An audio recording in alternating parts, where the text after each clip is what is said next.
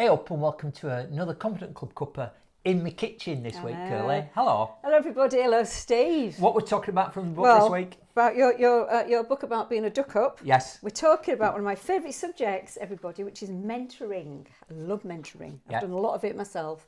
I have been mentored. So Steve's advice about being a duck up is don't have a mentor or be a mentor. Yeah. Right?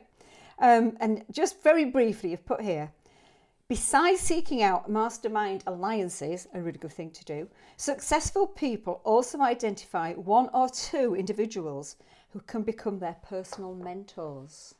Yeah, I mean, the thing, people have heard me talk about this before, but many years ago, the person who wrote this book, who is Leon Taylor, that's him doing his day job, this is called Mentor.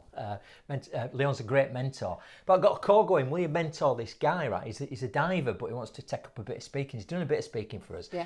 And I thought, okay, so get him on phone. And one of my kind of measurements if I'm going to mentor somebody is, well, I can only mentor so many people at a time, but also, do I like them? Well, how do you decide? How do you personally decide? Shared values. And also, do they have, the way I put it, fancy words, a growth mindset, right?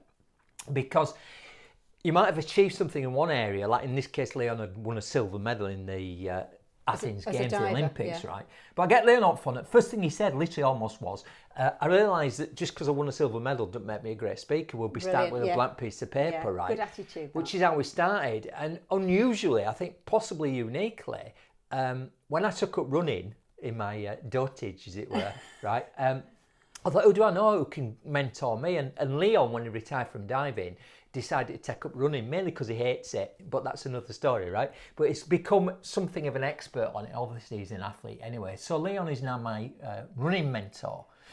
So we've got kind of swapped roles, really. And it's delightful, right? Isn't it? But I think there's some things to think about with mentoring. So first thing is you can only mentor so many people, but how do you decide, right? Do they have a growth mindset? Yeah. But I can't remember, what else did I say in that chapter? Oh, well, you went on to say did I? about first of all, you've got to decide who you want to be your mentor and reach out to them, as our lovely American friends say. Also, there's this wonderful thing called 6 degrees of separation, which we might talk about another time, but basically which means you're only 6 people away from that one person that might be able to help you. So that's really good stuff to know about. Because it's probably not going to be somebody you know, because they're going to be at a different level than you. Yeah. But then you've asked a good question. Yes. But if you think about the power of social media, and already, 6 degrees of separation, how hard can it be to get personal advice from anyone on earth? Then you answer your own question. The answer is it's quite hard, if not impossible, if you approach it from just selfishly thinking about what's in it for you. Yeah, I think that's the thing. So mentoring is about relationship. Really. It's a two-way thing, isn't it? So for example, if you're watching this, you want to be speaking. I'm going to get straight on Zoom or to phone or to Steve, right? That's probably not going to work, right? So I think you've got to think, what can I maybe bring to the party if you're the person being mentored, right? Yes. And then finally, I think you've got to think if you do decide, because it is a commitment. You've mentored lots of people. I have, yes. I remember when you mentored the girl that was in care. Yes. For example, right? Yes. Which was like a massive thing, right? So what do you think the benefit of mentoring somebody is? Well, I think, for me anyway, there was 2 things. First thing was, and this was great actually, you realise you know more than you thought you knew.